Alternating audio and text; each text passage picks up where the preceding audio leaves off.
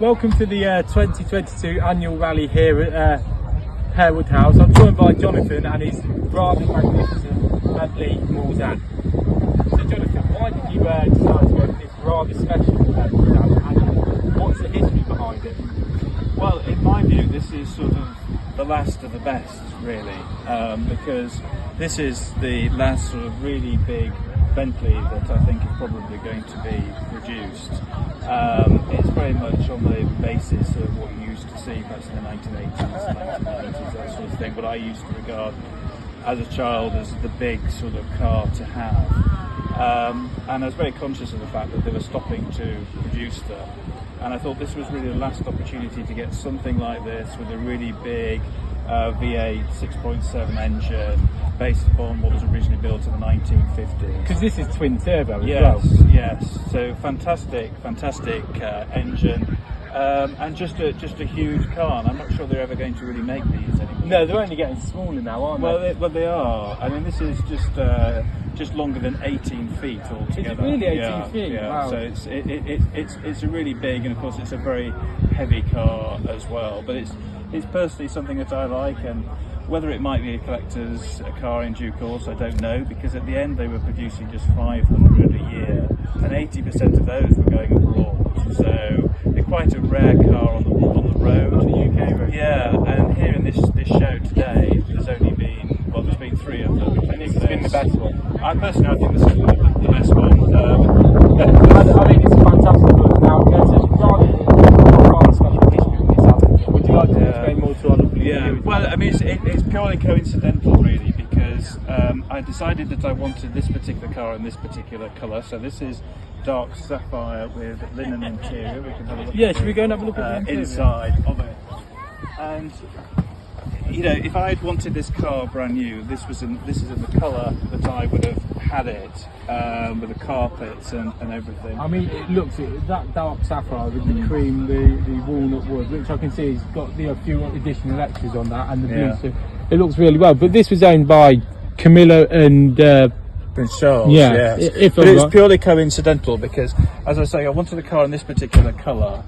And of course, you know, if you want to be fairly specific, you have to wait because there aren't that many examples around.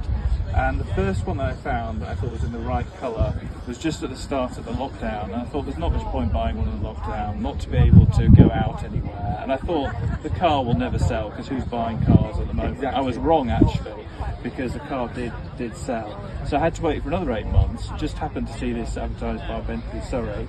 And I thought, well, yeah, it's the right spec, so I get that. And the salesman just said, well, we can't tell you who was the previous owner, but just Google the registration number and you'll find out whose it is. And I did that and found out loads of pictures of Prince Charles getting in and out of it. With Camilla? Well, with Camilla as well from time to time. So, and that, I mean, I decided to buy the car anyway by that stage, but it sort of sealed the deal in many respects. And that helps with the value of the car because it's got a good provenance with it. That should help if you do decide to sell it, because I believe you've got a letter from Buckingham Palace as well, haven't you? Well, from Clarence House, yes. Is it from Clarence House? Yes, and I've got pictures that I've managed to secure with the car being used, which is absolutely great.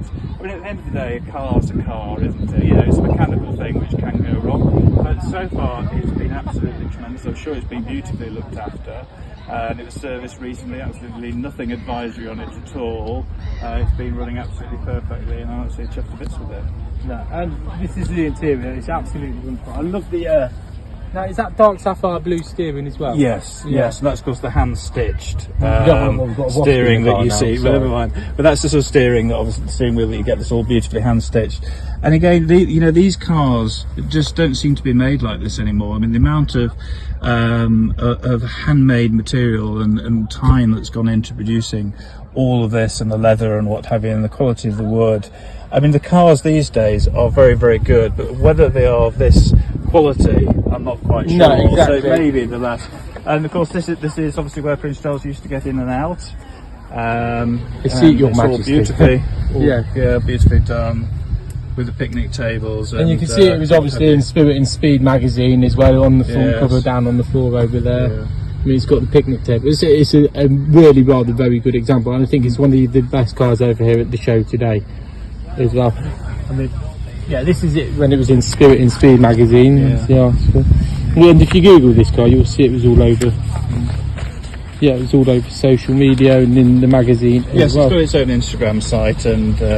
What's your Instagram?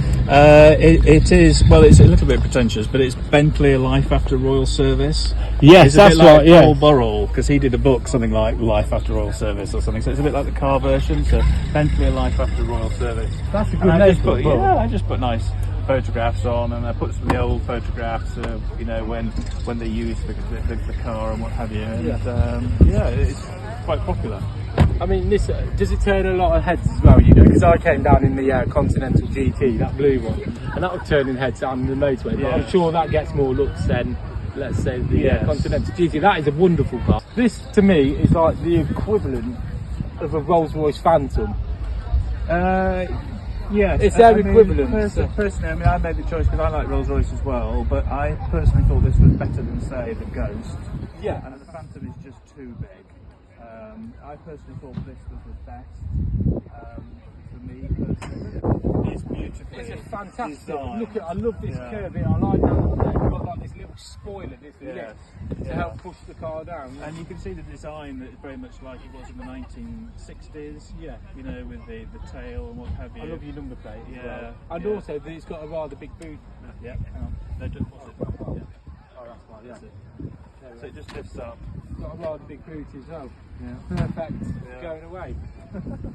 I mean, what are the main things to look out for when buying one of these as well? Well, I suppose you're looking for service history, aren't you, really? Yeah. The thing that I found when I was looking was it was amazing how many cars you could come across that hadn't been serviced for 2.5 years. Yeah, it's crazy. And they may well have done, you know, only a few thousand miles or something in that time.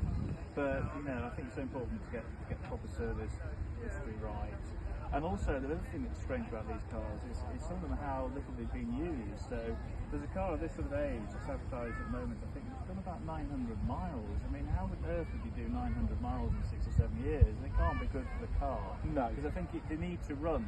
So I think it's getting the mixture right between the age, the mileage, just make sure that everything's been ticking over. And you had a Mercedes S600 before. Was it a Mercedes? Mercedes S-Class. S-Class. Yeah. What made you go from a Mercedes to a Bentley? Because it's a big step, isn't it? Yeah, well, I mean... And it's a luxury car, the S-Class, was This it? is my dream car, and it's not my everyday car, obviously. Well, Mercedes I could use as an everyday car. Oh, is that your everyday car? But I've been wanting something like this since I was about 12, so it's a sort of... It's a dream come true in that respect, and hopefully I might keep it for 10 years or so, all being well. Yeah, because I want to get a Phantom. That's my all-time favourite car. And yeah, I mean, a huge congratulations. Yeah, it's a lovely car, and I'm very jealous of it. But yeah, no, a huge congratulations, and thanks for coming down to the show today. Thanks very much. No, thank you very much. All right.